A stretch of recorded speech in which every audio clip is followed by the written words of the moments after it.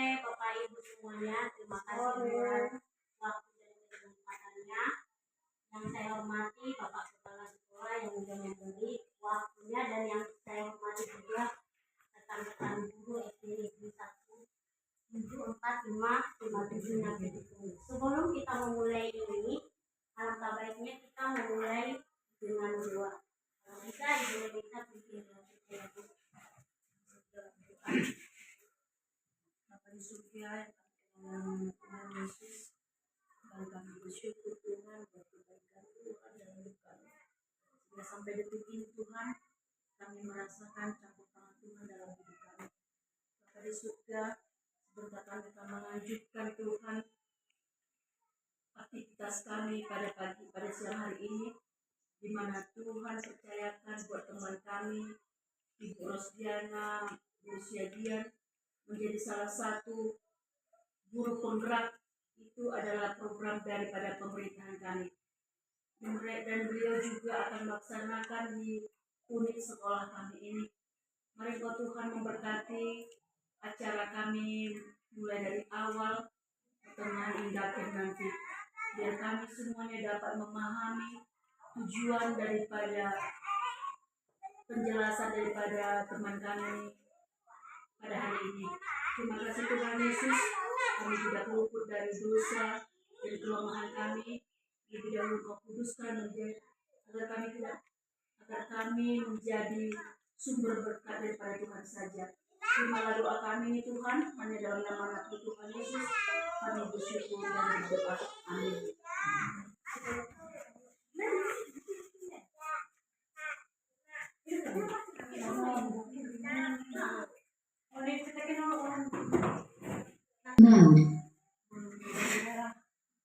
Biru warna biru.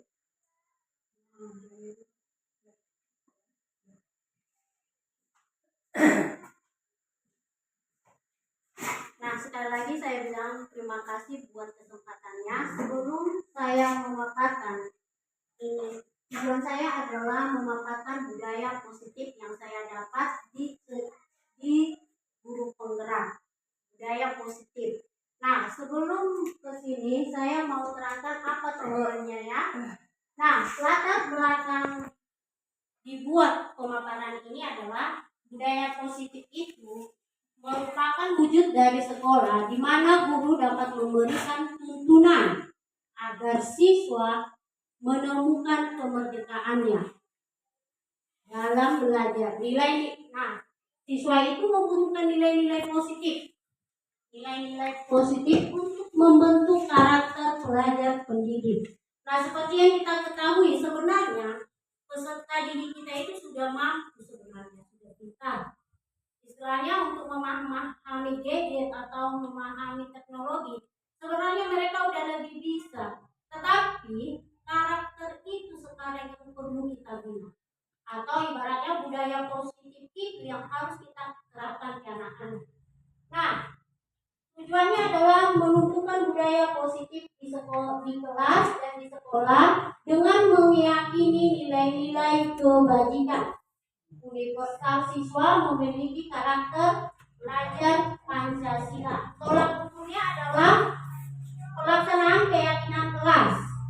Dan yang kedua, kesadaran diri untuk melakukan budaya positif.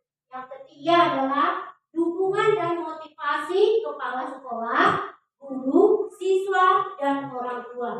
Berarti kita harus melibatkan orang tua biar budaya positif ini tidak hanya di sekolah, tetapi di rumah. Karena kita membentuk karakternya. Sekarang yang dikhawatirkan terjadi di negara kita ini, yaitu karakter anak itu. Istilahnya untuk menghormati orang tua yang lebih tua aja udah jarang. Bukan mengenai skillnya atau kemampuannya, tetapi yang lebih kita bentuk adalah karakternya. Nah, sebelumnya kita lanjut ya. Nah, dengan menjalankan budaya positif, maka akan mempermudah kita dalam menerapkan filosofi Ki Hajar Dewantara. Sebenarnya filosofi Ki Hajar Dewantara ini mengikuti zaman dia sebenarnya. Kalau kita lihat Finlandia ya, kalau kita lihat di sana mereka itu udah menyerap filosofi Ki Dewantara itu. Makanya pendidikannya maju.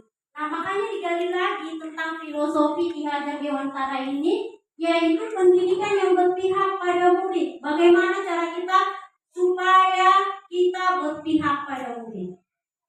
Istilahnya seperti yang dibilang Pak Hari kemarin, nggak bisa anak mengikuti kita, kita yang mengikuti anak. Contohnya itu ya, itu sebenarnya udah berpihak pada murid. Nah, dengan menuntun murid dan pokoknya dia bersifat menuntun.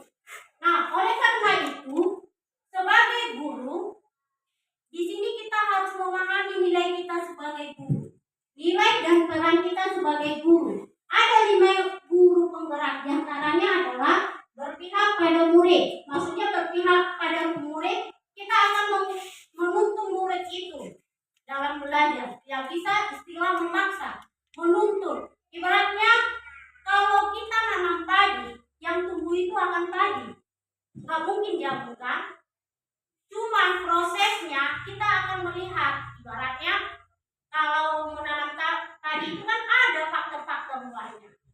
Misalnya subur, benihnya bagus, ya kan? Nah, seperti itu halnya peserta didik kita ini. Harus mampu kita menuntun mereka dan berpihak pada mereka. Nah, guru penggerak itu juga harus mandiri. Mandiri dalam hal dia mampu misalnya mengembangkan kompetensinya secara mandiri, ya.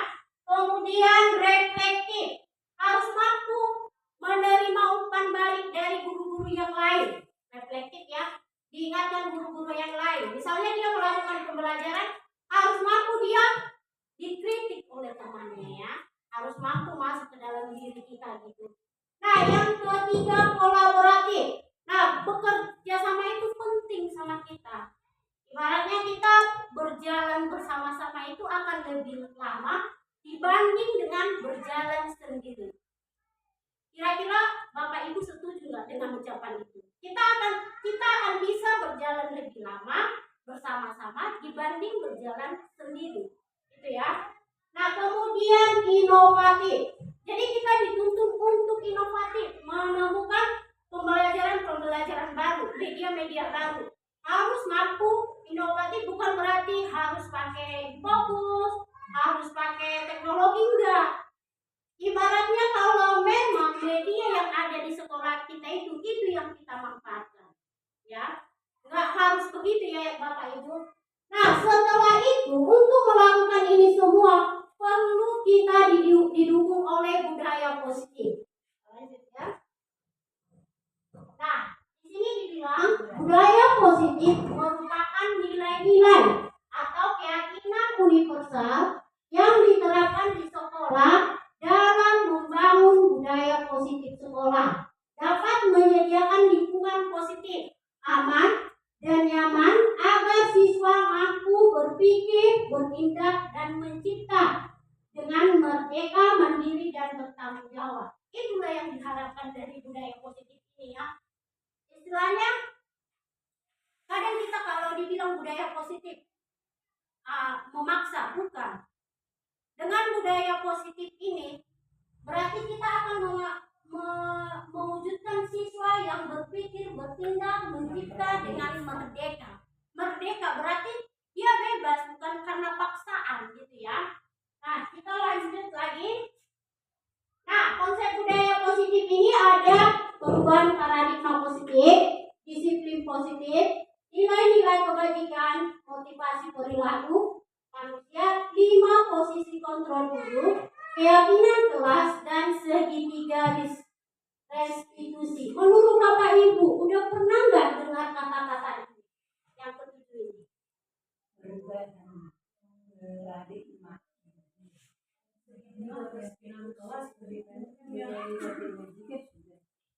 Ya. Berarti sebenarnya udah sering mendengar sebenarnya ya. Nah, coba kita lanjut lagi.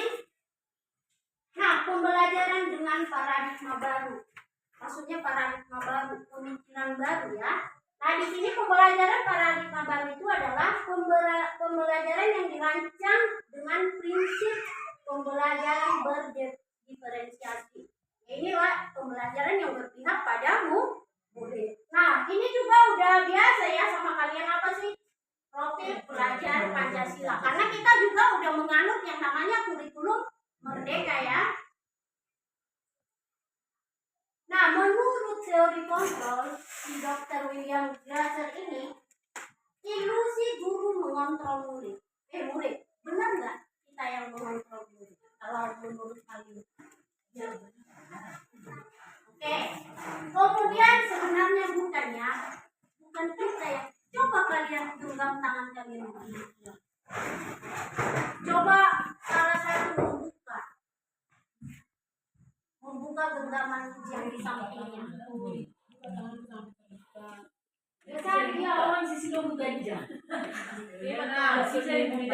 Nah, inilah berarti kan ini ilusi guru mengontrol murid. Sebenarnya bukan kita yang mengontrol murid, tetapi dirinya dia.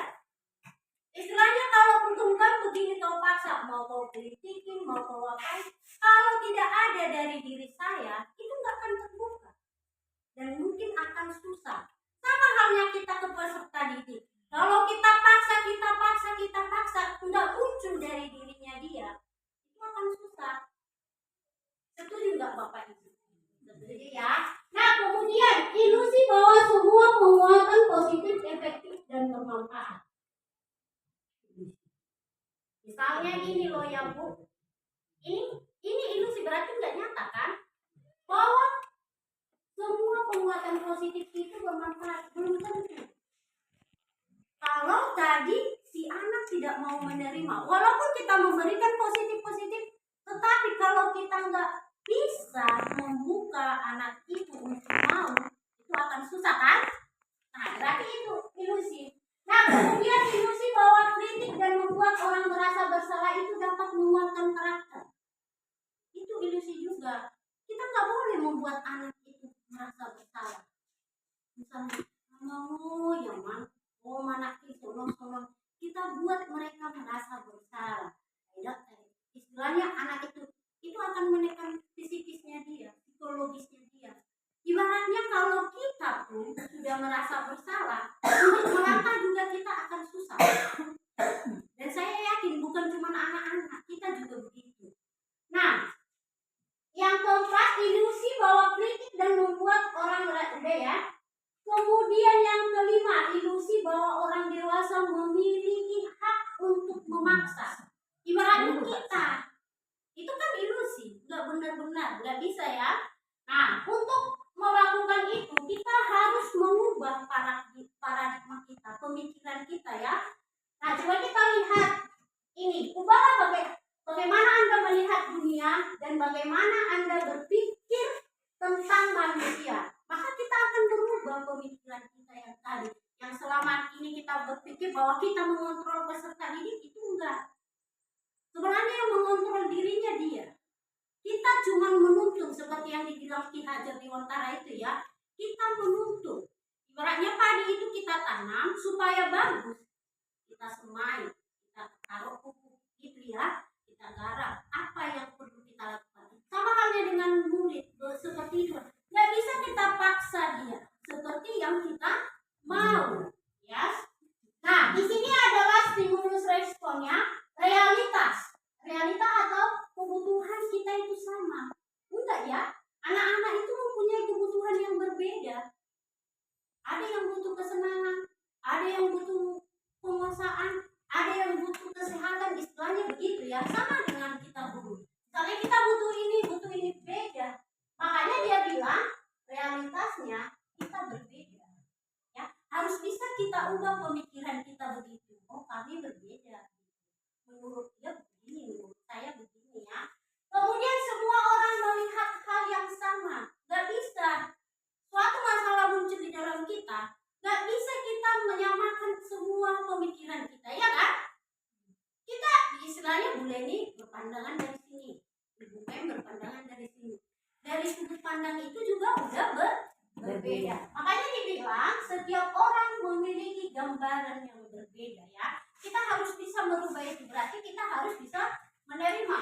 Kemudian yang ketiga, kita mencoba mengubah orang agar berpandangan sama dengan kita. Kalian kira-kira setuju nggak Bapak Ibu? Tidak ya, nggak bisa ya. Berarti yang kita lakukan adalah kita berusaha memahami pandangan orang lain. Berarti di sini kita belajar memahami ya. Nah, yang keempat, perilaku buruk dilihat sebagai suatu kesalahan. Nah, kurasa juga kita sering melakukan ini sama anak-anak ya. Istilahnya dia berperilaku buruk. Kita nggak tahu apa sebenarnya yang dia inginkan. Oh, mungkin ada anak, istilahnya saya ingin diperhatikan, saya ingin dilihat, maka dia berperilaku buruk. Untuk mewujudkan apa yang diinginkannya itu, dia melakukan hal itu. Nah, kemudian kita akan mengubahnya menjadi semua perilaku mempunyai tujuan. Sama halnya seperti yang tadi. Jika dia berperilaku buruk, misalnya menjadi teman, berarti dia pengen diperhatikan. Berarti butuh diperhatikan kan? Kemudian orang lain bisa mengontrol saya. Itu nggak bagus ya. Orang lain, kita rubahlah dia menjadi hanya dirinya sendiri yang bisa mengontrol, atau hanya aku yang dapat mengontrol diri saya. Berarti kita nggak bisa mengontrol orang lain. Nah, yang ketiga, yang selanjutnya, pemaksaan ada pada saat bujukan. Gagal. Istilahnya kita bujuk anak ini berubah nak ini, kita bujuk baik-baik. Tapi nggak mau dia, akhirnya kita paksa. Itu nggak benar ya, kita paksa ya. Maka kita rubah dia, kolaborasi dan konsensus menciptakan pilihan-pilihan baru. Misalnya anak itu sukanya menyanyi, ya udah kita tuntun dia ya. Kemudian model berpikir menang kalah, kita rubah kalau model pemikiran kita menjadi menang dan menang. Jangan ada lagi istilah menang kalah ya. Oke, selanjutnya. Nah, coba ketika mendengar kata disiplin, apa yang Bapak Ibu pikirkan? Bolehlah satu-satu. Ketika kamu mendengar kata disiplin itu, apa yang Ibu Bapak pikirkan? Oke, coba perubahan. Oke. Tertib ya. Bu Roduma, kalau kau mendengar kata disiplin, yang muncul di dalam kepala kita itu, pikiran kita itu apa? Kepatuhan ya. Berarti tadi perubahan kepatuhan. Nah, sebenarnya disiplin itu lebih ke diri kita. Bagaimana kita melaksanakannya ya. Berbeda halnya kalau dia tidak mampu mendisiplinkan dirinya, maka baru kita dibantu oleh orang lain. Lanjut.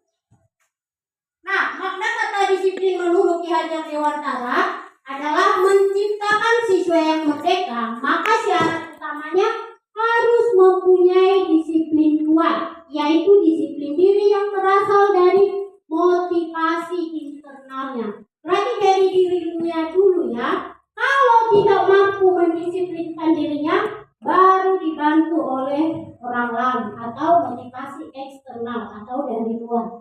Nah, menurut Diana Gosen, dia juga mengatakan bahwa disiplin itu berasal dari bahasa Latin, juga berasal dari kata yang sama ya, yaitu disiplin, murid pengikut. Diana juga mengatakan bahwa disiplin juga berkonotasi dengan disiplin diri siswa. Nah, berarti disiplin diri dapat membuat seseorang menggali potensinya. Dengan anak itu berdisiplin, maka dia akan mampu untuk menggali potensi yang ada di dalam dirinya. Makanya pertama tadi harus dari dalam dirinya.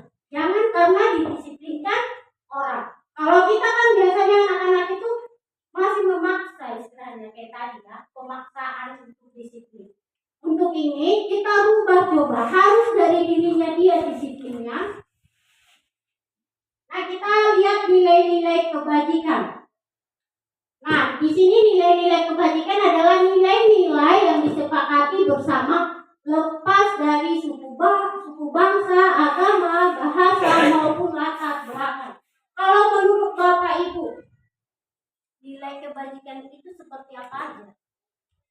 Pancasila. Oke, berarti ada berapa itu profil pelajar Pancasila? 6 ya, di situ udah ada dan banyak ya.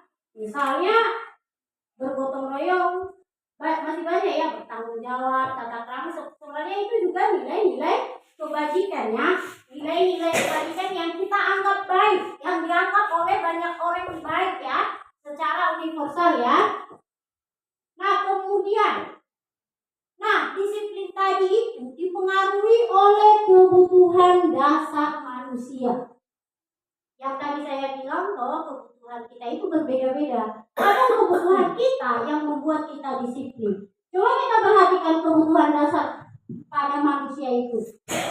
Ini adalah unsur-unsur yang dibutuhkan oleh manusia untuk menjaga keseimbangannya, keseimbangan hidupnya, baik secara fisiologis dan psikologis. Nah, tentunya untuk mempertahankan hidupnya. Berarti tentunya untuk mempertahankan hidup kita ya. Nah, kita lihat dulu kebutuhan dasar manusia itu. Di sini ada kebutuhan dasar manusia itu ada 5. Bertahan hidup, kemudian kasih sayang dan rasa diterima, kebebasan, kesenangan, dan penguasaan. Di sinilah kadang-kadang kita harus memahami kebutuhan anak itu. Istilahnya anak saling berantem. Berarti dia juga mau bertahan hidup. Seperti itu ya. Kalau kasih sayang, biasanya ada anak menjadi temannya. Sebenarnya dia butuh kasih sayang. Ada seperti itu ya. Karena nggak terpenuhi lah kebutuhan dasar kita ini, kebutuhan dasar murid ini, sehingga dia melakukan hal-hal yang tidak kita sukai, hal-hal yang buruk. Bagaimana supaya dia mampu memenuhi yang kelima ini ya. Nah, dari sini kita harus memahami apa sebenarnya kebutuhan dia yang diinginkan ya. Kita lanjut motivasi perilaku manusia. Nah, dari tadi kebutuhan dasar ini kita menuju motivasi. Motivasi manusia itu ada 3. Pertama, 1. Menghindari ketidaknyamanan atau hukuman. Anak-anak kadang datang tepat waktu mengerjakan PR, dia karena nggak mau dihukum, dia mau dikasih hadiah istilahnya ya. Nah yang kedua, mendapatkan imbalan. Ini sama ya, dari luar ya, mendapatkan imbalan penghargaan itu sama dengan hukuman ya. Kemudian yang ketiga, untuk menjadi orang yang diinginkan, menghargai diri sendiri, dan nilai-nilai yang mereka percaya. Inilah motivasi dari dalamnya. Yang terakhir ini. Kalau yang 2 ini termasuk motivasi eksternal. Dia melakukan sesuatu itu karena ada imbalan. Dia menghindari sesuatu itu karena ada hukuman. Ya. Nah, tetapi kalau yang ketiga ini, dia mau menjadi dirinya sendiri, menjadi lebih baik, menghargai dirinya. Nah, kesinilah yang kita harus arahkan peserta didik kita ya. Kita lanjut lagi. Nah, coba kalian perhatikan. Jawab dulu siapa. Dari ketiga jenis motivasi ini, mana yang sering kita lakukan? Banyak sih hukuman. Iya, kasih banyak kalau hadiah caranya. Iya. Coba ibu rumah di kemana tujuan istilahnya yang sering diterapkan di anak-anak itu yang mana? Apakah hukuman, imbalan atau penghargaan? Apakah memang anak itu dari dirinya motivasinya muncul? Yang lebih banyak adalah imbalan. Kenapa? Karena anak kan belum bisa memotivasi dirinya secara langsung, harus dengan dituntut oleh guru. Belum bisa berdiri sendiri untuk memperbaiki dirinya berperilaku yang baik. Oke, kemudian kita coba yang secara awamnya lah dulu, kalau misalnya salah sedikit pun anak-anak itu tidak langsung kasih hukum. Ya lewat kupingnya. Iya. Tidak mengerjakan PR, tarik tumjalnya. Iya. Enggak, kita diberikan bilang. Coba Ibu Neng. Iya. Mengenai tentang hukuman bagi anak didik, kadang yang kita lakukan kita panggil ke depan. Kita panggil ke depan satu persatu siapa yang tidak mengerjakan tugas. Tetapi secara hukum memukul tidak kita ini. Dan bagaimana? Nah, untuk di lain berikutnya supaya anak didik itu tetap ingat apa tanggung jawab pembelajaran yang mau dilakukan supaya jangan terulang. Terima kasih ya Ibu-ibu. Sebenarnya saya sendiri juga lebih ke hukumannya. Sebelum memahami ini, saya lebih ke hukuman. Tapi sebenarnya itu nggak bagus. Nah, disinilah kita untuk mencoba mengubah pemikiran kita, paradigma kita ya. Kita sama-sama belajar di sini. Tidak ada yang menjadi guru sebenarnya, bukan menggurui saya ya. Saya juga berkata bahwa saya lebih banyak motivasi hukumannya. Kemudian kita lanjut. Nah, untuk mendisiplinkan anak itu sebenarnya jangan menghukum, jangan dari kata hukumannya. Nah, kita harus bisa melakukan disiplin positif itu. Apa sih tujuannya? Untuk menanamkan motivasi kepada semua siswa kita agar menjadi orang yang diinginkan dan menghargai. Coba kita ajarkan dia bagaimana cara menghargai dirinya. Kita buat dia berharga pertamanya ya Bu ya, ibu-ibu sekalian. Kita buat bahwa dia berharga. Kalau dia udah memahami bahwa dia berharga, maka dia akan melakukan dengan sendirinya disiplin positif. Karena dia meyakini bahwa itu adalah hal yang baik. Saya berharga. Tapi kalau dia udah merasa saya nggak bisa, saya ini, saya itu akan susah untuk disiplinkannya. Kita lanjut. Nah, bila di sekolah kita tidak ada peraturan atau ada peraturan kepala sekolah yang mengharuskan kita datang tepat waktu. Menurut Bapak Ibu, kalau menurut kita itu bahwa sebenarnya datang tepat waktu itu adalah hal yang baik, maka kita akan melakukannya. Tetapi kalau kita mengharapkan imbalan dari kepala sekolah, misalnya supaya kita dapat apresiasi dari beliau, itu nggak benar. Maka besoknya itu juga itu akan sendirinya pergi. Ya. Oke, kita lanjut ya. Nah, konsep disiplin identitas sukses.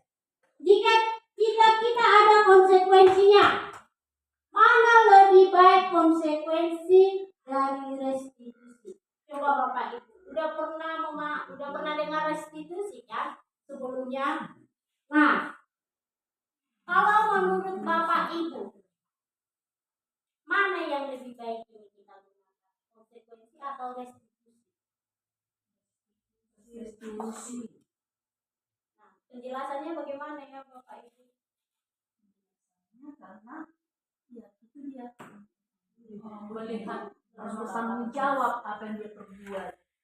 Jadi rasa percaya diri juga ada, bahwa dia tahu membedakan ini salah, ini benar. Jadi ada rasa tanggung jawabnya. Oke, kalau menurut Ibu Leni?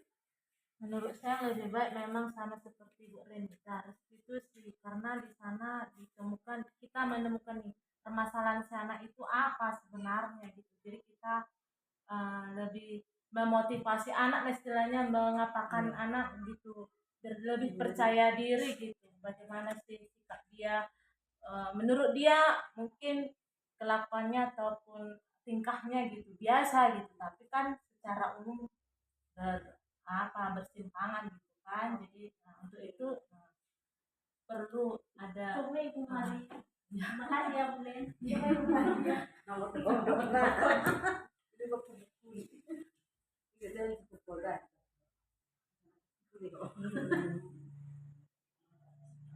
Iya, kalau menurut saya sama seperti yang dibilang Ibu dan Ibu Renita, restitusi karena di situ memang ada permasalahan yang sedang kita bicarakan ini. Untuk si anak itu ada dibuat murid bertanggung jawab, fokus pada pemecahan masalah, murid menghormati, teori kontrol, terus murid bersemangat. Nah itu jadi lebih ke situ sih, karena bisa agar murid bisa bertanggung jawab, terus menyelesaikan permasalahannya, menghormati dan mengontrol dirinya. Jadi lebih ke restitusi juga sih. Benar ya Bapak Ibu, sebenarnya kita harus menggunakan restitusi. Kalau konsekuensi ini bersifat jangka pendek, kalau restitusi itu anak yang memahami masalahnya dan anak harus menemukan bagaimana cara dia menyelesaikannya atau memperbaikinya. Bukan kita, tetapi anak. Itulah ya, bagaimana cara kita menggali dia supaya dia mampu memahami masalahnya. Oke, kita lanjut ya. Konsep pendekatan restitusi ya. Pengertian restitusi yaitu menciptakan kondisi bagi murid untuk memperbaiki kesalahan mereka, sehingga mereka bisa kembali pada kelompoknya dengan karakter yang lebih kuat. Ya, maksudnya di sini sudah lebih baik. Karena dia sudah menemukan apa yang menjadi permasalahannya dan dia menemukan sendiri apa yang mampu dia lakukan untuk memperbaiki diri. Bukan kitanya, ya, tetapi anak itu. Kalau konsekuensi kan kita yang mengasih tahu bahwa itu salah. Nah, kemudian ciri-ciri restitusi bukan untuk menebus kesalahan. Jangan sekali-sekali kita menghukum anak, misalnya dia melakukan kesalahan karena kamu berbuat salah begini, kamu harus begini. Bukan begitu ya Bapak Ibu. Nah, kemudian memperbaiki hubungan. Dari sini kita akan memperbaiki hubungan kita dengan anak. Nah, pendekatan dengan anak. Kemudian tawaran bukan paksaan. Kita menawarkan, bukan memaksa anak untuk berubah. Makanya tadi restitusi itu anak itu yang menemukan di mana letak kesalahannya. Bukan kita, oh kamu salah begini, bukan. Kita menanyakan, menurut kamu ini salah atau tidak? Kalau dia sudah memahami itu salah, kita harus meyakinkan ke si anak itu bahwa kita sebagai manusia pasti pernah melakukan kesalahan. Jadi jangan kita juk dia istilahnya, oh kamu salah, itu gak bagus. Itu udah termasuk hukumannya. Nah, kemudian restitusi menuntun untuk melihat ke dalam diri. Kenapa dia melihat ke dalam diri?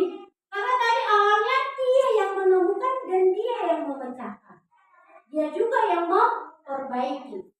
Kemudian restitusi mencari kebutuhan dasar dari tindakan. Seperti yang saya katakan tadi, tindakan-tindakan dia lakukan karena kebutuhan dasarnya enggak terpenuhi. Sehingga dia lari dari jalur. Ya. Kemudian restitusi itu adalah cara yang paling baik ya, seperti yang tadi ibu-ibu bilang bahwa restitusi itu adalah cara yang terbaik. Kemudian restitusi itu fokus pada karakter, memperbaiki karakter dia. Sebenarnya itu yang mau kita perbaiki untuk era ini ya Bapak Ibu, karena karakter itu yang semakin jauh. Ya. Kemudian fokus pada solusi. Kita fokus pada solusi. Jangan menyebar ke sana. Kadang-kadang kita ibu-ibu juga salah ini yang lalu-lalu juga nongol. Jadi jangan menyebar. Kita fokus terhadap masalah yang tadi. Jadi jangan kita ungkit-ungkit kesalahan. Ya. Kemudian restitusi mengembalikan murid yang berbuat salah pada kelompoknya. Jadi setelah kita restitusi dia, maka kita akan mengembalikan dia kepada teman-temannya ya. Kemudian perbedaan kasus murid, ada hukuman, konsekuensi, dan restitusi. Nah, guru menghukum murid dengan memberikan, misalnya ini contoh kasus murid sering terlambat. Kadang kita suruh dia membersihkan kamar mandi. Jadi enggak Bapak Ibu, pasti itu hukuman kita lakukan kan? Oh kamu membersihkan kamar mandi aja, gitu kan? Kita nggak tahu kenapa dia terlambat. Kita nggak tanyakan dia terlambat. Aduh tadi mama saya jatuh. Ada cara begitu. Ketika kita langsung menghukum dia, maka si anak ini akan takut. Padahal saya nggak berbuat salah. Ini mengenai apa sih?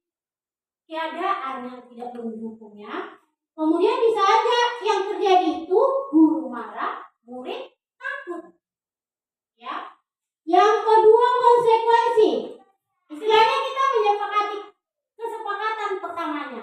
Dia melakukan konsekuensinya ini. Nah, di sini yang terjadi guru tegas, siswa menghormati peraturan. Sebenarnya bukan kita yang dihormati, tetapi peraturannya. Setuju nggak Bapak Ibu? Ya kan? Peraturannya yang dihormati, bukan kitanya. Itu yang terjadi dalam konsekuensi ya.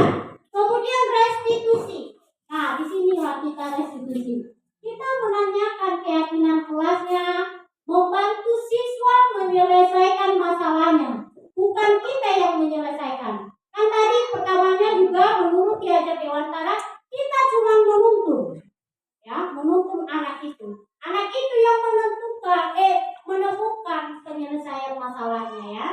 Nah, di sini guru terbuka, siswa menghormati dirinya dan orang lain.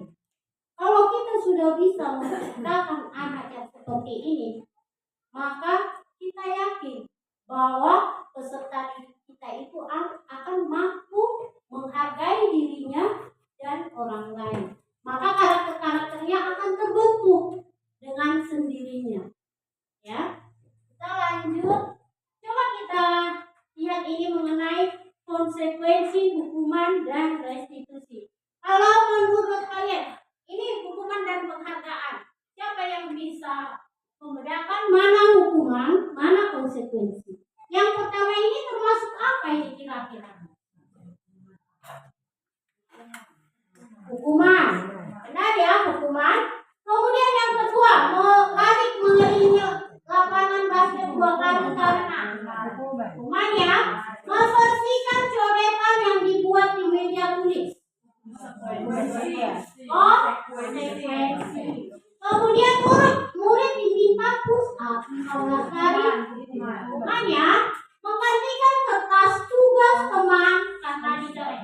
Konsekuensi. Berarti udah paham kita mana hukuman, mana konsekuensi ya Bapak Ibu. Nah, coba kita buat ke anak-anak.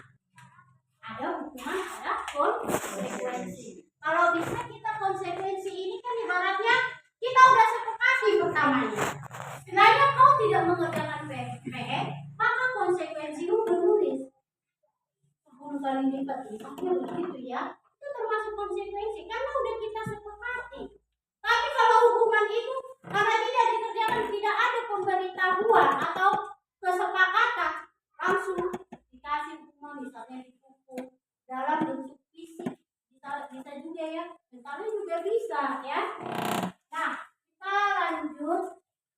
Coba menurut Bapak Ibu, mengapa kita memiliki peraturan tentang penggunaan helm pada saat mengendarai kendaraan roda 2 atau motor? Untuk apa kau menggunakan itu? Sebenarnya menurut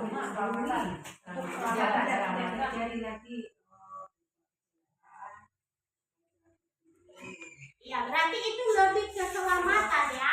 Nah, mengapa kita memiliki peraturan tentang penggunaan masker dan mencuci tangan setiap saat?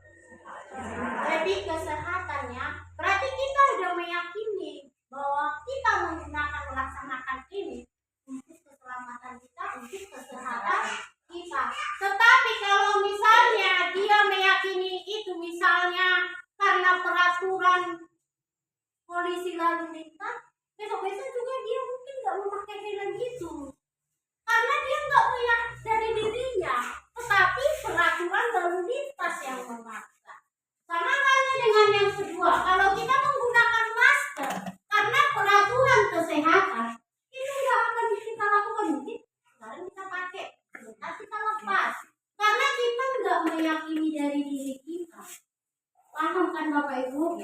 Nah, kita lanjut ya. Nah, kita akan membentuk keyakinan kelas. Nah, karena kita meyakini tadi untuk dari diri kita, maka di kelas juga kita harus membentuk keyakinan kelas kita itu supaya pembelajaran itu kondusif. Dan sewaktu-waktu anak tidak mematuhi, kita menanyakan kembali keyakinan yang kita sepakati. Ya. Nah, di sini dibilang keyakinan merupakan nilai-nilai atau prinsip yang umum, yang universal. Ya, misalnya disiplin, bertanggung jawab, sopan santun, menghargai. Itu termasuk nilai-nilai kebajikan, ya. Kemudian di sini pembentukan keyakinan kelas itu biasanya kita lakukan pada waktu kapan, Bapak Ibu? Keyakinan kelas kita bentuk pada waktu kapan? Di awal ya, supaya kedepannya berjalan dengan kondusif. Coba kita lakukan itu supaya pembelajaran kita kondusif. Nah, misalnya guru makan juga bisa melakukan apa-apa aja yang mau disepakati dilaksanakan di kelas itu. Bisa ya, misalnya guru agama, guru bahasa Inggris, karena berbeda istilahnya. Bisa juga kalau wali kelas udah wajib apa yang dia sepakati. Misalnya kita nggak boleh langsung hukum karena konsekuensi juga jangan kita lakukan. Yang kita lakukan restitusi ya, kita tanyakan dan kita kembalikan masalahnya ke anak itu ya. Nah, di sini kalau kita buat kembalikan barang ke tempatnya, ini termasuk keyakinan kelas. Kalau yang nomor 2 itu kira-kira keyakinan kelas nggak? Tidak, dilarang karena dilarang mengganggu. Jadi kita biasakan ke anak-anak itu jangan menggunakan dilarang, tidak boleh, jangan. Sama halnya dengan kita guru. Kalau dibilang jangan, melakukan juga kita akan susah. Karena udah dibilang jangan. Sama halnya, jangan buang sampah sembarangan. Sebenarnya diam-diam dia, dosa yang dilakukan diam-diam dibuang begini, iya kan? Sebenarnya dibuang juga. Karena enggak ada, udah jangan. Kalau dibilang jangan, kita orang dewasa juga kalau dibilang tidak boleh, pasti ada rasa takut untuk melangkah. Mencoba hal baru itu pasti nggak mau. Karena ada di sana, jangan, dilarang. Jangan ya, kita coba rubah keyakinan kelas kita itu dengan kalimat-kalimat positif.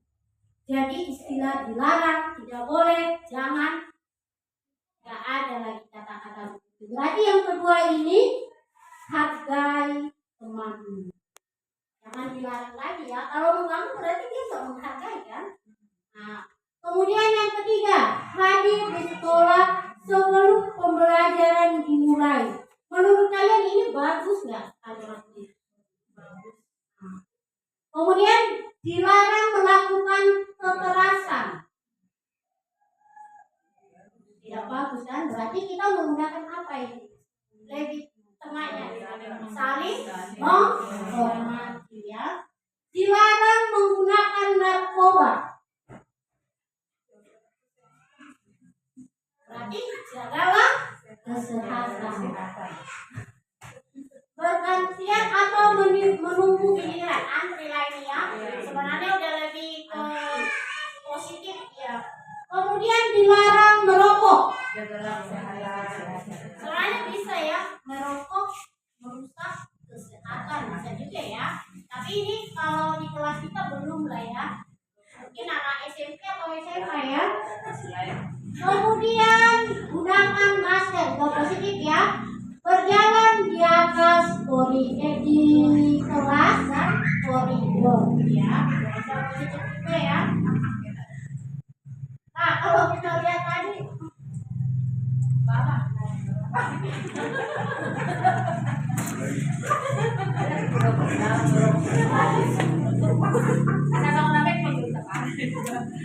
oke, nah dari yang tadi itu kita lihat dulu ya. Nah kalau kembalikan barang ini bersifat lebih kebalikannya itu bertanggung jawab. Yang kedua itu menghargai. Yang ketiga itu disiplin ya. Yang keempat menghormati dan menghargai orang lain ya. Kemudian menggunakan narkoba kesehatan. Bergantian atau menunggu giliran, sama aja itu menghormati dan menghargai ya. Dilarang merokok. Kesehatan boleh, menghargai orang lain juga boleh. Di samping kita nggak ada yang ada. Keamanan juga boleh. Keamanan ya. Gunakan masker, kesehatan, keamanan juga ya. Berjalan di atas kelas ini lebih apa? Ya, di kelas atau di koridor. Berarti ini kelas lebih apa? Tertib. Kita lihat ya apa ya? Keamanan dan keselamatan ya. Kalau berjalan di atas itu sudah jatuh. Oke, kita lanjut ya. Nah, inilah contoh-contoh keyakinan kelas. Nah, kelas 1 kan bisa kau buat setiap anggota kelas perlu belajar. Kemudian setiap anggota kelas perlu senang. Karena kelas 1 itu masih ceria-ceria ya. Nah, kemudian setiap anggota kelas perlu melakukan tugas. Jangan dibilang kerjakan PR-mu, jangan lupa mengerjakan PR. Jangan ada kata-kata begitu lagi. Ibaratnya jangan sampai dia takut. Kan kadang kita ada lah kita nggak kerja. Kenapa kau nggak masuk sekolah? Nggak saya kerjakan. Saya. Berarti di situ dia udah takut duluan. Karena kita dari konsekuensi ini udah salah gitu ya. Kemudian setiap anggota kelas perlu saling menghargai. Setiap anggota kelas itu perlu merasa aman, nyaman. Sama halnya itu, kalau dia digangguin temannya itu, berarti tidak nyaman. Kadang-kadang juga males dia datang. Aduh, saya digangguin terus sama teman-teman. Misalnya begitu ya, udah nggak nyaman dia. Nah, kita harus bisa menciptakan lingkungan sekolah itu aman. Supaya pembelajaran kita itu benar-benar baik dan budaya positif itu tumbuh dengan sendirinya. Berarti kita harus berjuang keras di sini. Dan saya juga dan Bapak Ibu juga memahami. Susah istilahnya budaya positif ini susah kita bangun ke anak-anak. Makanya kita perlu merubah paradigma tadi. Pemikiran tadi perlu kita rubah ya. Setuju gak kira-kira Bapak Ibu? Setuju. Oke, ini contoh keyakinan kelas 5 ya. Nah, kita lanjut. Nah, kegiatan-kegiatan keyakinan kelas itu. Nah, di sini ada kegiatan yang tampak dan kegiatan yang tidak tampak. Berarti di sini sebenarnya dia lebih ke positif negatifnya. Misalnya yang tampak itu datang tepat waktu. Berarti tidak dan tepat. Apa sih yang tidak tampak itu? Dia ini misalnya jangan terlambat datang ke sekolah. Itu negatifnya. Biasa yang tampak ini, pokoknya yang tampak itu harus positif. Dan yang nggak kelihatan itu negatifnya. Ya. Berarti harus nilai-nilai positifnya yang tampak ya Bapak Ibu. Nah, kita lanjut. Ini udah bisa lah ya, karena udah rata-rata mungkin kita menerapkan keyakinan kelas kita. Kita lanjut. Ini perlu juga kita pahami dan perlu juga kita kasih ke anak-anak. Apa tugas dia sebagai murid? Apa tugas dia sebagai guru? Apa tugas kita sebagai guru? Dia harus paham. Apa tugas dia sebagai murid? Dia harus paham. Maka dengan begitu kita akan kondusif, pembelajaran akan baik. Ya, nah di sini tugas guru itu mengajar, mendidik, menjawab pertanyaan, memberi nilai, mengatur kelas. Sesama guru kita udah paham lah apa yang menjadi tugas kita ya. Nah, murid ini dia harus paham apa yang menjadi tugasnya. Belajar, mencoba, menghasilkan karya terbaik, kemudian mengikuti peraturan, menjalankan keyakinan kelas, mendengarkan, memeriksa tugas secara rutin. Bisa kita lakukan itu kemana? Kita bentuk dari pelan-pelan ya, secara pelan-pelan kita bentuk. Jadi murid itu juga harus paham apa tugasnya. Ya. Nah, di sini juga bukan tugas kita menyakiti dan disakiti. Guru itu nggak boleh misalnya menghukum itu udah ini ya. Mungkin kadang susah ya. Jangan. Kadang hati kita bilang begitu, tapi saking emosinya kita juga harus menerapkan ke diri kita budaya positif. Istilahnya sebelum memulai belajar dikontrol dulu ya. Biar nggak ini ya. Boleh lah ya. Nah, tugas guru itu juga tidak boleh mengeluh. Aduh, nah, kadang sering kita begitu. Aduh, jangankan kaget ibu, aduh kelas 5 ini gak mau. Aku udah belum tahu anak-anakku membaca. Kita nggak boleh, jangan mengeluh ya, terlalu sering mengeluh. Ya, nah, terus merusak barang pribadi orang lain, melakukan tugas guru ya. Ya harusnya murid ya. Nah, itu nggak boleh ya. Pokoknya di sini udah dipahami apa tugas kita. Pokoknya ke anak-anak itu tekankan apa tugasnya sebagai murid, tekankan juga apa tugas kita sebagai guru. Ya. Nah kita lanjut. Nah disinilah kita melihat bagaimana hukuman itu. Jika kita melakukan hukuman, bagaimana sanksi atau konsekuensi itu, bagaimana restitusi itu. Kalau menurut Bapak Ibu, coba dipahami. Kalau kita menghukum anak itu, pasti yang muncul itu rasa takut, sakit hati, tiba-tiba dendam, tiba-tiba pulang berkaitannya udah tes. Ada begitu, karena kita hukum, yang timbul itu pasti rasa sakit hati. Ada bisa kita menghukum, tetapi jangan dengan emosi. Istilahnya tujuan kita menghukum itu jangan begitu, tapi lebih baik jangan kita lakukan. Kalau ini ya, kalau masih bisa kita kontrol ya, jangan dilakukan. Itu tidak akan baik karena ini menyakiti, tidak aman buat murid. Kadang kita juga menghukum anak orang, ada rasa bersalah kita kan? Pasti. Jangankan anak itu yang merasa sakit hati, kita juga kadang ada rasa bersalah. Sewaktu kita menghukum, ya.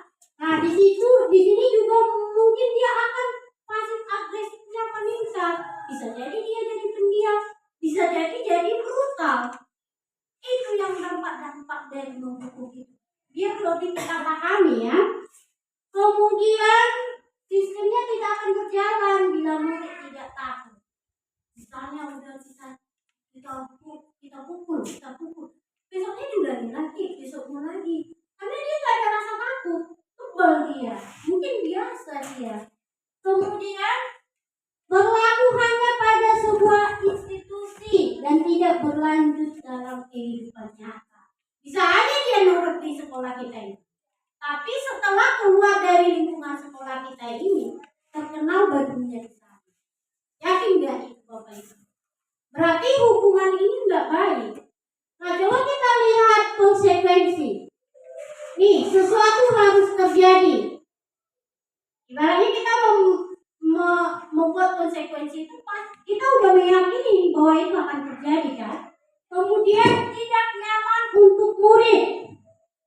Dan ini juga berlangsung jangka pendek.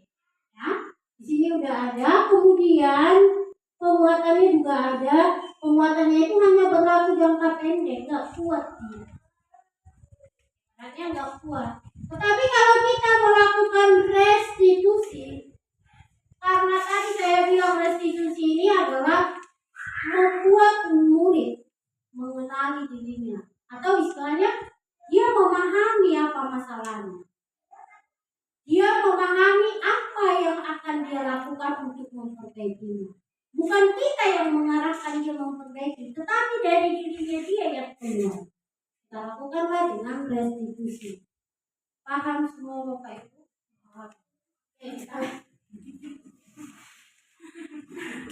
Nah, ini 5 kebutuhan dasar manusia. Nah, kita juga harus memahami apa kebutuhan dasar anak tadi ya. Nah, ada yang 5 sebenarnya posisi. Tadi kok 5 posisi kontrol ya. Nah, di sini ada penghubung, pembuat rasa bersalah, teman, pemakal, manajer. Nah, kita sebagai bapak ibu guru, kalau kita apa yang sering kita lakukan? Coba Ibu Risma. Seringnya sebagai penghubung, sebagai penghubung rasa bersalah, teman, teman. Jadi teman ya. Kalau Ibu Maria? ya itu kayaknya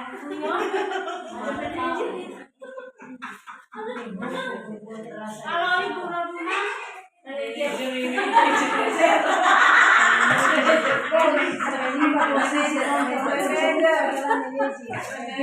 Oke, coba Ibu Renita.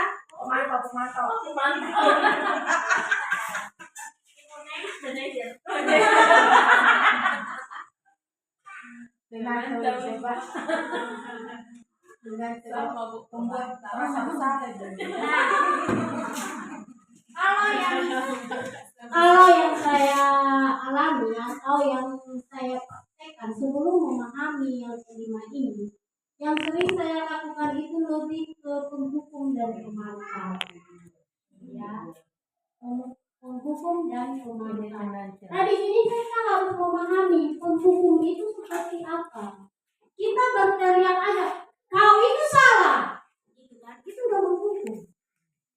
Jangankan itu, nggak selalu fisik menghukum. Marah-marah kata-kata kita itu juga udah menghukum.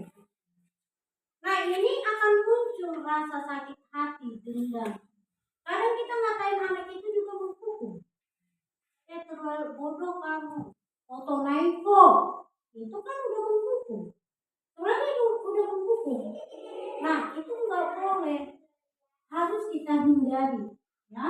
Nah, untuk membuat rasa bersalah, ini yang lebih parah dari menghukum. Membuat rasa bersalah, kita mengucapkan kata-kata yang membuat dirinya bersalah. Kita udah mematikan semangat anak ini. Yang secara pasti kita udah memukul psikologisnya dia. Sama halnya kita orang dewasa. Kalau kita udah merasa bersalah, jangankan untuk bergerak, apa-apain kita malas ya. Sama halnya ini lebih berat dari bersyukur. Kalau kita bisa misalnya bersyukur, tetapi kalau kita membuat peserta didik kita itu merasa bersalah, itu yang lebih parah. Dampaknya lebih banyak ya. Nah, di teman, bisa ya teman. Nah, sebenarnya untuk teman ini juga nggak berjangka, nggak bagus juga sebenarnya. Seolah-olah wibawa kita sebagai guru itu juga bisa down ya. Karena kita dianggap teman, dianggap teman sama dia, seenaknya dia. Boleh kita batasi, tetapi nggak baik juga. Nah, di sini memantau bagus ya.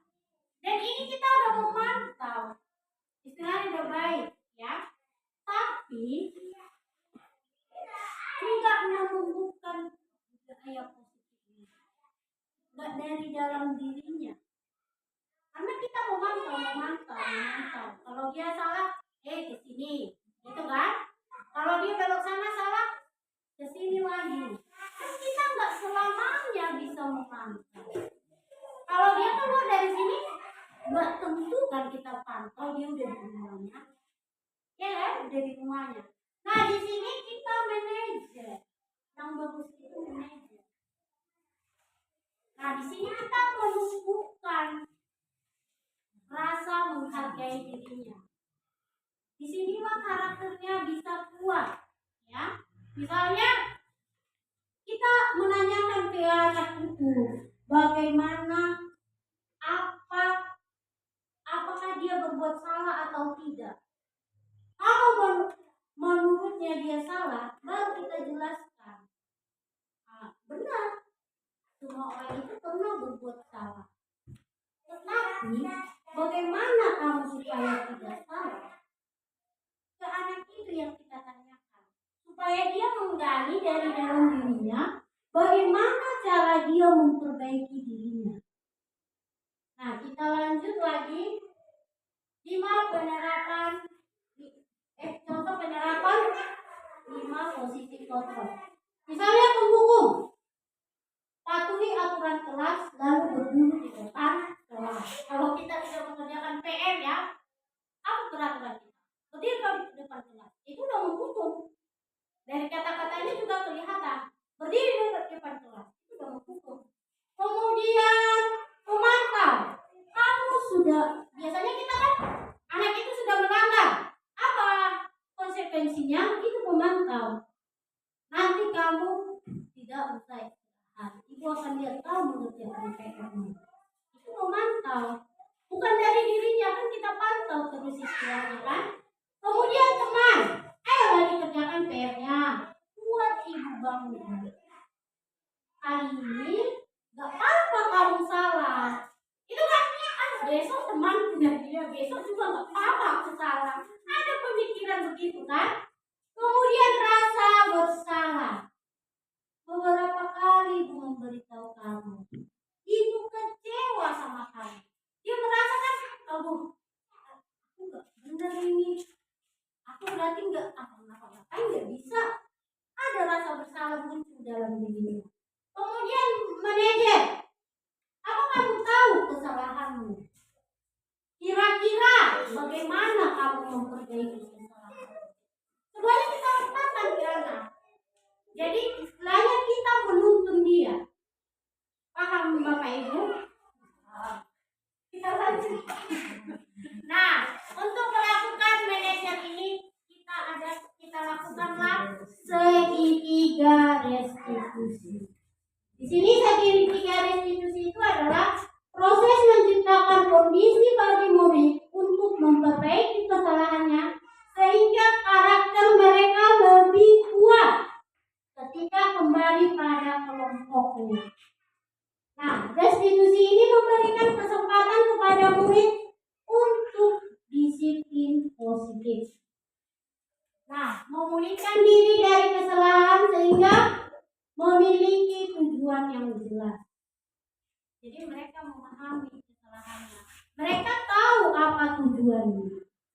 Apa tujuannya memperbaiki masalah itu, paham mereka ya. Nah kita lihat lagi, inilah segitiga restitusi itu. Yang pertama menstabilkan identitas. Yang kedua memvalidasi tindakan.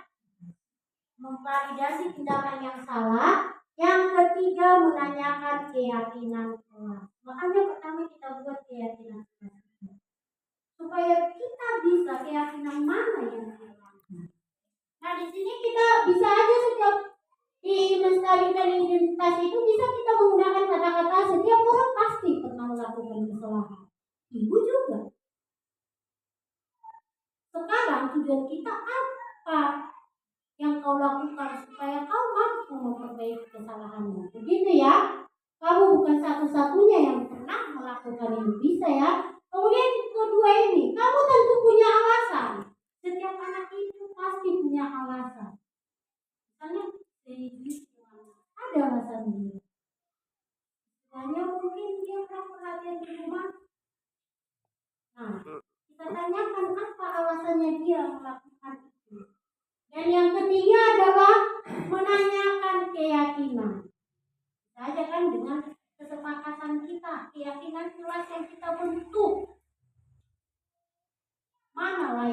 melanggar? Kita tanyakan dulu. Nah, bagaimana cara kamu memperbaiki? Dari dia yang harus memperbaiki, bukan memantau, tapi dia yang kita arahkan untuk melihat kesalahan-kesalahannya. Nah, di sini ya. Atau perlu kita lihat videonya? Perlu ya. Sebentar.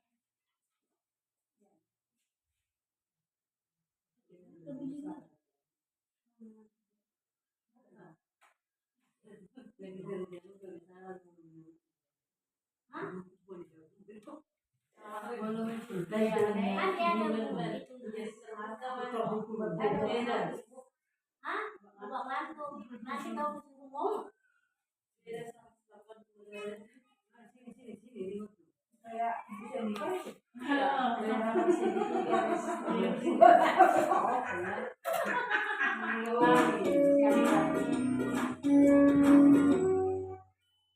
Salam dan bahagia Ibu dan Bapak guru hebat.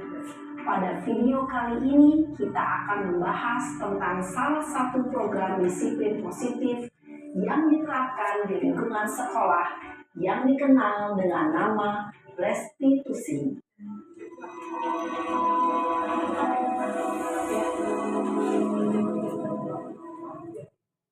Restitusi dikembangkan oleh pakar pendidikan Diane Glosson, berlandaskan pada teori kontrol Dr. William Blasey. Segitiga restitusi adalah suatu proses dialog yang dijalankan oleh guru atau orang tua agar dapat menghasilkan murid yang mandiri dan bertanggung jawab. Pada saat guru di posisi manajer, aspek yang dikembangkan pada murid adalah motivasi intrinsik, sehingga penanaman nilai-nilai kebajikan dapat tumbuh dan berkembang menjadi suatu kebiasaan positif yang akhirnya membentuk karakter murid. Proses dialog ini terdiri dari 3 langkah yang digambarkan pada ketiga sisi pada segitiga restitusi. Sisi pertama adalah menstabilkan identitas. Sisi yang kedua adalah validasi tindakan yang sama. Dan sisi yang ketiga adalah menanyakan keyakinan. Ibu dan Bapak guru, berikut ini akan ditunjukkan bagaimana seorang guru berada dalam posisi manajer menggunakan penerapan segitiga restitusi.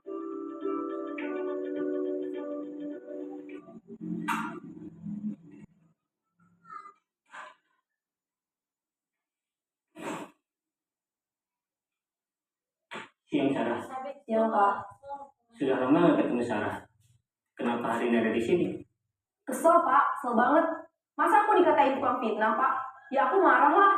Aku balik ngatain Eka di depan kelas. Kesel banget. Oh begitu. Ya pasti kamu marah dan kesal.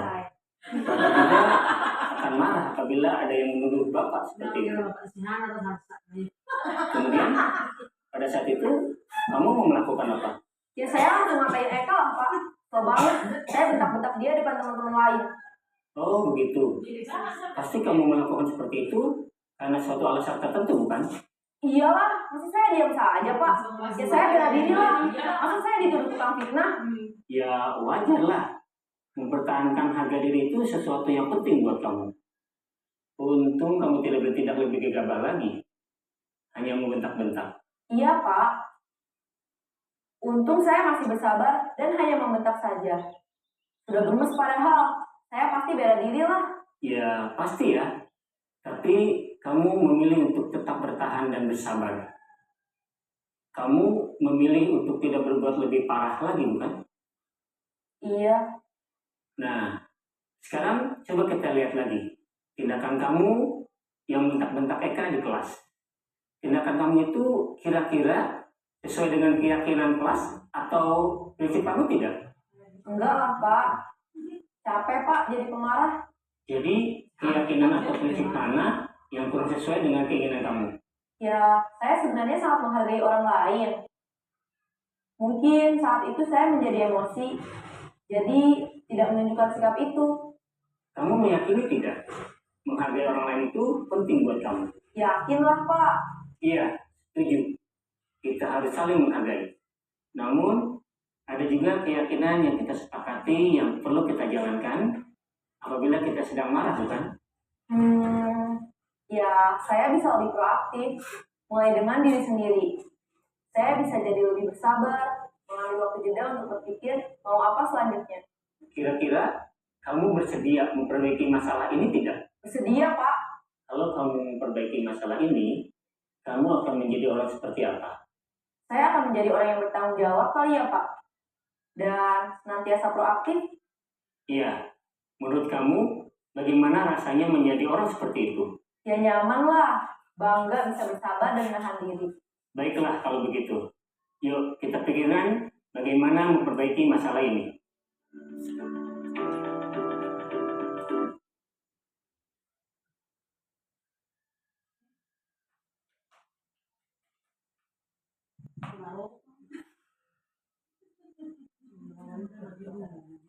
Oke, tadilah itu kamu tadi melakukan segitiga restitusi. Ya, kita pertama memvalidasi tindakan yang pertama itu. Nah, menstabilkan identitas, kemudian memvalidasi tindakan yang salah. Dan yang ketiga kita menanyakan keyakinan itu. Keyakinan yang kita sepakati di awal pembelajaran baru. Nah, sampai di situ pemaparan saya tentang budaya positif dan saya meminta umpan balik dari Bapak Ibu kalian ya. Kalau bisa langsung dijawab boleh ya. Yang pertama, sejauh mana pemahaman Anda tentang konsep-konsep inti yang telah Anda pahami, yaitu disiplin positif, teori kontrol, teori motivasi, hukuman dan penghargaan, 5 posisi kontrol guru, kemudian kebutuhan dasar manusia, keyakinan kelas dan segitiga restitusi dari pemaparan saya tadi. Nah, yang kedua, perubahan apa yang terjadi pada cara berpikir Anda atau ibu-ibu ya dalam menciptakan budaya positif di kelas maupun di sekolah. Sekolah Anda setelah mendengar pemaparan dari saya.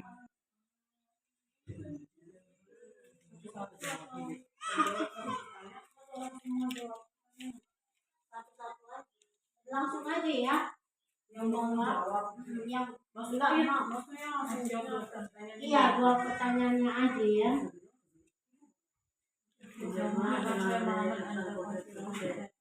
Oke,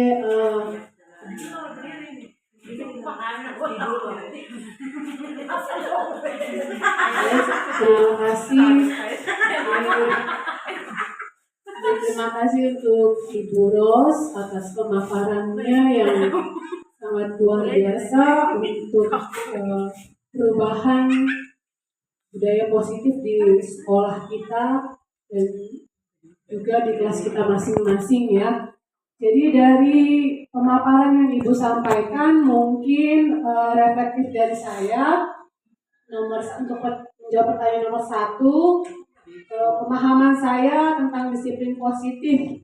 Maksudnya disiplin di sini adalah menanamkan nilai-nilai yang saya yakini ya, menanamkan nilai-nilai yang saya yakini bahwa itu untuk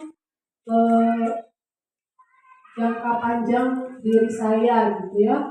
Lalu untuk teori kontrol ini yang saya pahami adalah bahwa kita tidak bisa mengontrol orang lain, bahwa hanya kita sendirilah yang mengontrol diri kita. Dan di dalam teori kontrol itu adalah akhirnya ada win-win solution atau menang-menang ya. Lalu di dalam teori motivasi, di dalam budaya positif ini diarahkan kita untuk memiliki motivasi internal, yaitu motivasi yang berasal dari dalam diri kita agar dapat berlaku dalam jangka yang panjang. Untuk mengenai hukuman dan penghargaan, ini menurut saya reflektifnya bahwa hal ini jika jika ditanamkan ini akan membawa dampak yang tidak baik kepada anak murid. Lalu dalam posisi kontrol guru tadi ada 5, yaitu penghukum, pembuat rasa bersalah, teman, pemantau, dan manajer. Dan dalam budaya positif ini kita diarahkan untuk memposisikan kita sebagai guru, yaitu sebagai manajer. Lalu di dalam kebutuhan dasar manusia, di mana kita melihat anak didik kita mengapa dia melakukan sesuatu itu pasti punya alasan ya, yaitu untuk memenuhi kebutuhan dasarnya. Yang dijelaskan tadi oleh Bu Ros bahwa kebutuhan dasar manusia itu ada 5. Lalu tentang keyakinan kelas ini, nilai-nilai kebajikan yang kita tanamkan kepada anak murid kita di kelas ya, dengan membuatnya melalui kalimat positif. Lalu dan segitiga restitusi ini adalah tentang bagaimana kita melakukan budaya positif dengan menerapkan segitiga restitusi. Yang pertama itu menstabilkan identitas, lalu kedua memvalidasi tindakan yang salah, dan yang ketiga menanyakan keyakinan.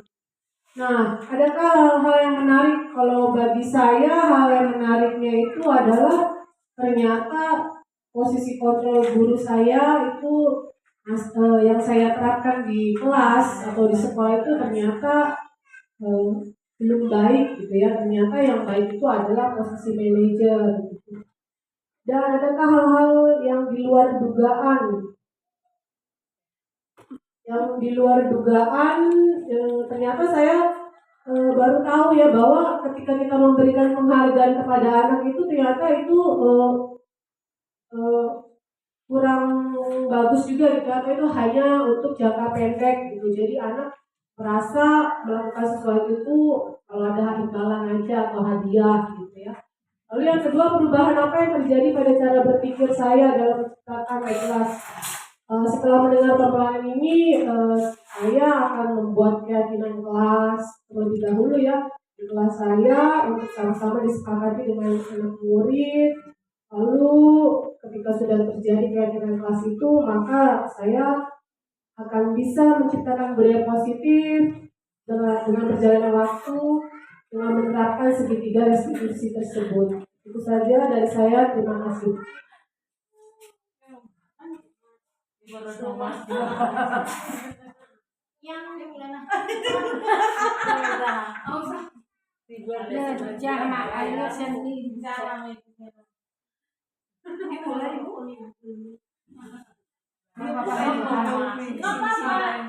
paparan saya ini Dia yang tadi itu.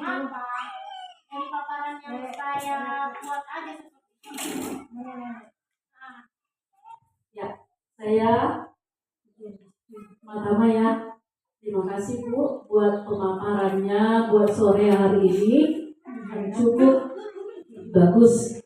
Ya, mudah-mudahan kami nanti ke depannya dapat melaksanakan, bukan hanya mendengar saja ya. Tadi pertanyaan pertama, sejauh mana pemahaman Anda tentang konsep-konsep inti yang telah Anda pahami, baik itu disiplin positif, teori kontrol, teori motivasi, hukum dan penghargaan, posisi kontrol, kebutuhan dasar manusia, keyakinan kelas, dan segitiga restitusi. Ya, ini semuanya kalau selaku diri sendiri ya ngaku lah ya, memang masih banyak perlu peningkatan.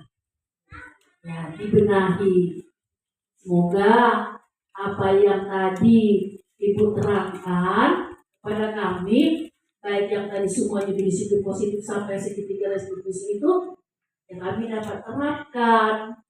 Nah, bagaimana cara bukan hanya menghukum anak itu saja, bukan hanya memberikan hadiah saja. Jadi semuanya itu bagaimana seperti yang dipelajarkan tadi tentang Ki Hajar Dewantara itu ya, kita itu dari anak-anak kita untuk memupuk. Dari mana kita mulai? Dari bakatnya. Jadi kita harus mengetahui dulu, wah anak ini bakatnya apa? Apakah dia menyanyi, apakah menari, ataukah yang lain? Banyak ya bakatnya anak ya. Dari situlah kita mulai memupuk. Setelah kita tahu bagaimana dia bakatnya tersebut, barulah kita kembangkan lagi apa yang akan kita lakukan. Seperti tadi Bu ya. Jadi adakah hal-hal yang menarik untuk Anda dan di luar dugaan? Pasti ada.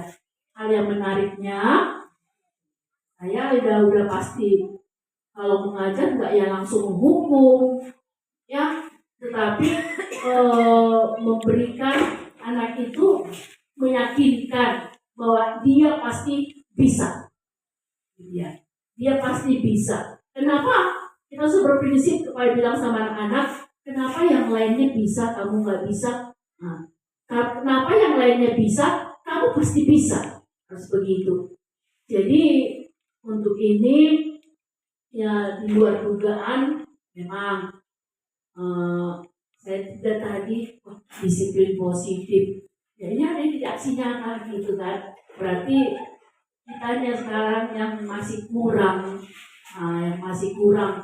memahami dikatakan tidak, tetapi itulah dia. Mari kita ibu-ibu semuanya, dari saya sendiri juga tadi mengakui salah satu juga kelemahan bagi saya sendiri sebagai seorang guru yang selalu kalau ada kesalahan selalu menghukum. Kemudian itu yang pertama. Yang kedua, perubahan apa yang terjadi pada cara berpikir Anda dalam menciptakan budaya positif di kelas maupun sekolah Anda setelah mendengar paparan ini? Kalau menurut saya, ya itu betul tadi, mengadakan keyakinan kelas tadi. Ya, jadi setiap kita ada pembelajaran, ya, atau mulai kita memasuki kelas itu harus ada, ya, harus ada kesepakatan kelas itu supaya tidak terjadi yang tidak kita inginkan. Hanya itu yang saya sampaikan. Terima kasih. Ada yang kira-kira Sama saja Bu. mau menambahkan?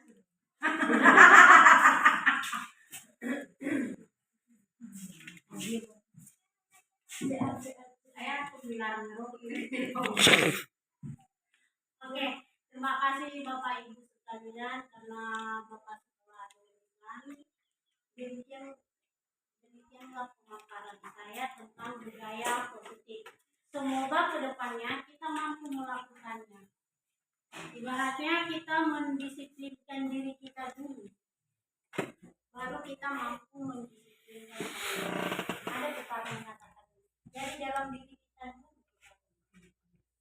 Ya, ibaratnya tepat waktu mengajar, ya istilahnya mengajar dengan totalitas itu juga merupakan budaya positif. Jangan kita mengharapkan kita membentuk karakter anak, tetapi karakter kita lupa. Ya.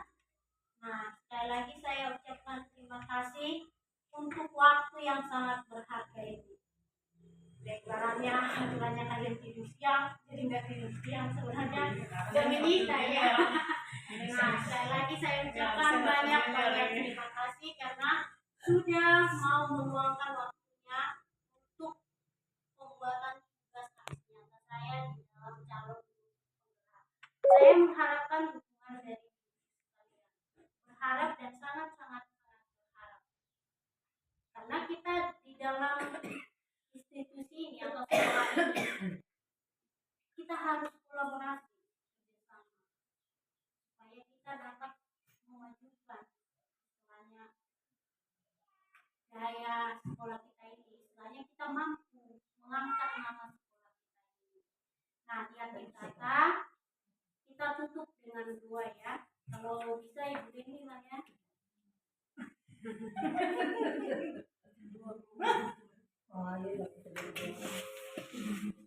Terima kasih ya Tuhan, terima kasih ya Yesus atas penyertaanmu buat kami semua yang sekolah di sini, bahwa saya adalah dua orang yang guru-guru, teman kami guru-guru yang mau memaparkan materi pembelajaran yang mau kami lakukan dan yang mau kami laksanakan mengenai tentang pembelajaran terhadap anak didik kami.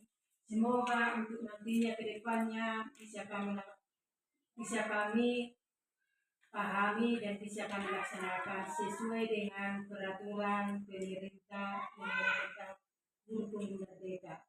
Dan juga bagi teman kami Ibu Ros, semoga nantinya sukses di dalam melakukan pembelajaran ini sampai ke tingkat atas supaya bisa nantinya untuk mendukung pembelajaran kami di SD Negeri 10 dan juga untuk mendidik kami, mengarahkan kami ke jalan yang lebih baik lagi. Terima kasih pada sore hari ini ya Bapak, kami sebentar lagi mau pulang, mengantarkan kami ke tempat kami masing-masing dalam keadaan sehat dan selamat sampai ke rumah kami masing-masing dengan berkat kasih karunia-Mu ya Tuhan. Juga kami di sini Tuhan manusia yang penuh dosa, mohon ampun kami di atas kesalahan kami, supaya kami Tuhan dapat menerima berkat yang Kau berikan kepada kami lepas pribadi. Dalam nama Yesus kami mengucap syukur dan berdoa. Amin. Amin. Terima kasih.